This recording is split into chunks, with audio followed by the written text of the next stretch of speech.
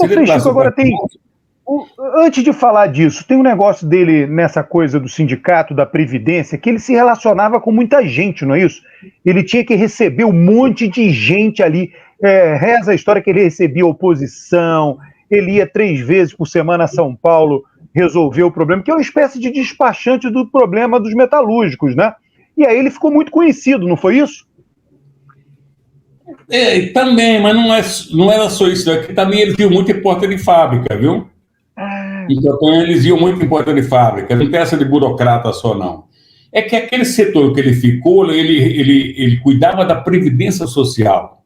Então, o povo que ia atrás disso, ele atendia. Ele conheceu a Marisa, sim. A Marisa foi atrás do problema do marido dela, que tinha sido degolado, né? Um rapaz jovem ainda, e ela foi cuidar disso e ele acabou conhecendo. Mas aí, a verdade é que ele foi realmente se desinibindo no processo de convivência diária e lendo.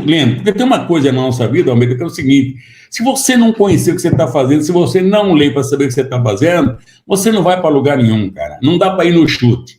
E uma coisa que o Lula sempre fez na vida é o seguinte: ele não ir no chute. Esse filho da mãe, ele sempre foi assim. Ele não olhava, os caras que vai conversar com o Lula, que ia conversar com ele, tentar mentir e tal, não conseguia, porque ficava olhando nos olhos dos caras, rapaz. Aí o cara, você sabe que é assim, né?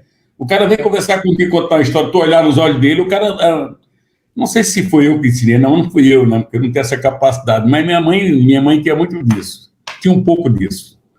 E aí o Lula foi isso, cara.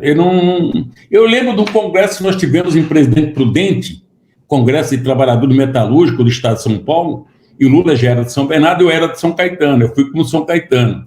E lá, quem assessorava o Lula estava, aí que está, as chamadas propostas para debate no Congresso, era dominado por uma pelegada da época, né, que era o Argel Gil dos Santos, aquele pessoal da federação, e tinha um pessoal progressista, que era o menino de Santos, Marcelo Gato de Santos, de Santo André, São Bernardo vacilando, Paulo Vidal vacilava um pouco, mas que outro sindicato tinha Cabeça Filho lá de São Carlos. Nós tínhamos lá uns 5 ou 6 sindicatos que tinham umas propostas mais progressistas. Você imagina que as propostas que nós fazíamos, olha a situação que nós vivemos, né, cara? Você não podia escrever a palavra democracia. Se tivesse alguma coisa proposta que falasse democracia, direito de greve, imagina, direito de greve, você ia parar no DOPS. Então era uma censura total. Quer dizer, quem censurava era a mesa dos trabalhos do Congresso. Não passava nada. E ali o Lula foi cercado, assessorado num desses momentos. Um dia nós fomos no apartamento era no mesmo hotel que nós ficamos. Quem estava do lado era o Walter Barelli, Marcelo Gato, que eles discutiam muito as propostas mais avançadas. E isso o Lula, ele conviveu muito com essa gente. Tem um cara que também o Lula se espelhou muito, trabalhou muito junto com ele, foi o Mauricinho Soares, que era ligado à Igreja Católica, mas era um progressista. Tem outras pessoas, mas o mais foi isso, mas agora foi muito da capacidade dele, viu? Ele é muito astúcio, esse filho da mãe, não sei se ele... Ô Frei Chico, agora você estava falando aí que para ele foi importante, para o sucesso dele, não ter se metido com o Partido Comunista, né? Porque muita gente era envolvido com o Partido... O próprio Paulo Vidal não era Partido Comunista, mas era envolvido com o MDB. Tinha vida partidária. O Lula não era envolvido com nenhum partido, nem MDB, nem comunista, nem nada. Esse filho da mãe era contra qualquer partido, num certo momento ali. Partido não pode entrar em sindicato, tem que ser política sindical. Ele estava certo. Aparentemente estava certo. Só que era uma briga ideológica, não tem jeito você não pertencer a uma corrente política. Né? Hoje tem muita gente que ainda faz isso, quer dizer, não é de partido nenhum, mas se você não tem um partido organizado para fazer enfrentamento no Congresso Nacional, e o Lula foi descobrir isso a partir dos anos 80, quer dizer, depois das greves de 79 é quando ele foi descobrir. Você acredita, Almeida, que até os anos 75, puta ditadura, ele estava num congresso na Toyota, no Japão, foi levado pela federação. Quando os caras me pegaram, Eu fui sequestrado na rua, mesmo. Você tem uma ideia, uma história assim que a gente não conta muito, não, porque ela chega a ser uma piada. Eu cheguei no sábado à tarde, eu estava almocei com o Afonso Monteiro da Cruz. Ele foi para a casa dele e eu não tinha carro. Peguei o ônibus, fui para casa, cheguei em casa umas 3 e pouco da tarde, encontrei uma perua veraneio, sumi na rua que eu morava, ali em São Bernardo, Jardim Universal. Achei estranha aquela perua, porque a gente via a perua veraneio e ficava meio assustado, né? Quando eu cheguei em casa, minha esposa saiu para buscar meu neto, na minha sogra ficava uns 4, 5 quarteirão. Eu falei, você vai andando com meu neto, meu filho, né? O Luciano estava lá, ela estava com o Denis, ela ia com o Luciano. Ela disse, você vai, eu vou depois. Aí tomei banho e tal. Rapei tudo que eu tinha de documento clandestino, que era documento que eu recebia da revista internacional, do partidão mesmo, tudo que eu tinha, e dei um jeito de esconder e tal. Mas alguns eu ia jogar no lixo. Eu peguei na mão para jogar no lixo. Pô, bicho, quando eu saí de casa do portão de chinelo, ainda bem que eu tinha identidade. Os caras, quando me pegaram, eles não me pegaram na rua, jogaram na veraneira, 4 caras.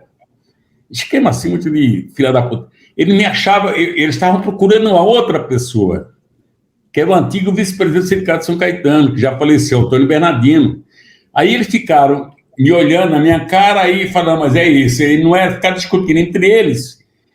Quando até que fomos embora, quer dizer, chegando no Doicode, na Rua Tutóia, eles já tinham posto capuz, eu não sabia onde eu estava indo. A minha família foi me descobrir uns 20 e poucos dias depois, procurado, tudo quanto é lugar. Tal. Quando o Lula chegou do Japão, que não queriam que ele...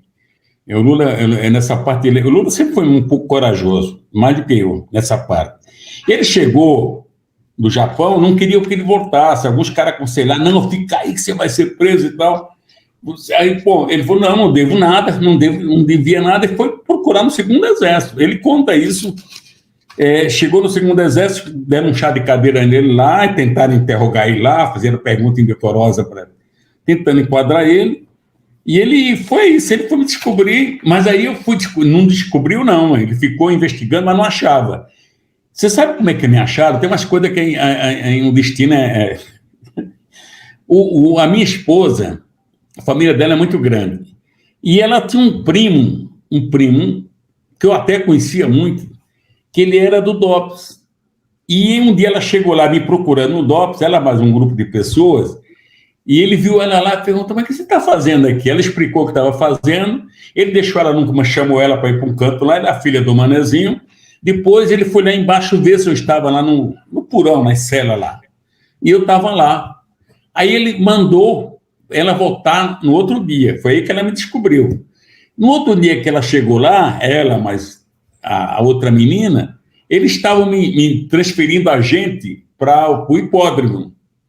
A gente saía tudo algemado na rua do DOPS, ali na Estação da Luz, andava na calçada e depois entrava em outro lugar para pegar os pertences que a gente tinha. Pertences não tinha quase nada. E aí foi um desespero para eles, né? Aí me descobriram do tal, aí fui para o hipódromo. O Lula chegou a me visitar lá umas 2 vezes lá. Mas era triste. Eu fui algemado, Almeida, você tem uma ideia, alguns companheiros, sabe, por um alemão chamado José Roberto Melém, virou secretário em São Paulo, foi uma figura maravilhosa. Ele era loirão, tinha um cabelão assim caído e tal, né? E o Lula, nessa parte, ele não teve medo, não, cara. Ele enfrentou, mas ali ele descobriu que realmente nós vivíamos numa ditadura. Eu acho que se tinha dúvida, patrão, não tem mais a partir dali. E aí, quando veio as greves de 79, 80, aí tem uma parte da história que vocês conhecem como funciona, como funcionou. O Lula não surgiu liderança porque impuseram liderança, como alguns caras tentam, não. O Lula surgiu liderança porque ele organizou aqueles trabalhadores de São Bernardo. Eles formaram escola no sindicato, formaram um monte de coisa, recrutavam os caras, e fazia proposta concreta para as empresas, que foi a partir de 74, 75, e foi um movimento. Então ele organizou muito bem. Quando estourou a primeira greve, a greve partia de onde? Do setor mais preparado profissionalmente das empresas. Mas foi um trabalho que eles fizeram. Não é Lula só, logicamente, tinha um grupo de companheiros, mas aí o presidente do sindicato já era ele, né? Mas a organização foi fundamental, não é isso? O que você está falando é que não... O que você está dizendo é que não é só chegar lá e liderar, teve uma organização, né? Não, você tem que adquirir credibilidade, você tem que ser honesto com sua proposta, você tem que ter credibilidade com os trabalhadores, você não pode, por exemplo, hoje em dia, eu não quero contar o detalhe aqui não, eu passei na porta de uma empresa, indo para São Paulo outro dia, estava lá parado um dirigente sindical do setor, que eu não vou dizer quem é, porque é uma vergonha. Pô, o cara parou lá, um carro de 100 mil reais para atender os trabalhadores. O dirigente sindical que se presta a isso é complicado, ele não está entendendo nada. O coitadinho do trabalhador, do peão ali, não tem nem lugar para sentar, para comer, né? E o cara aparece do dirigente sindical com... não dá, né, cara? É complicado. Aí não vai adquirir liderança, mas é falsa liderança, não é liderança.